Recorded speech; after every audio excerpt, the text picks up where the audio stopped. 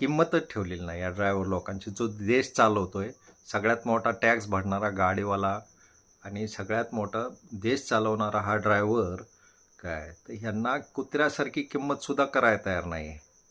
जर ॲक्सिडेंट झाला, माणूस जर मेला, त्याला पोहोचवलं नाही तर 10 वर्षाचं शिक्षण, 7 लाख रुपये दंड.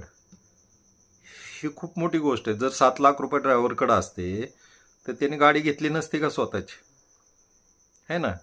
तर आज आपल्याला जो कायदा आलेला आहे, समजा त्या ड्रायव्हरनी त्या ॲक्सिडेंट झालेल्या माणसाला जर पोलीस स्टेशन दवाखान्यापर्यंत पोहोचवलं तर त्याची कमी शिक्षा, म्हणजे शिक्षाही मान्यच आणि दंडसुद्धा.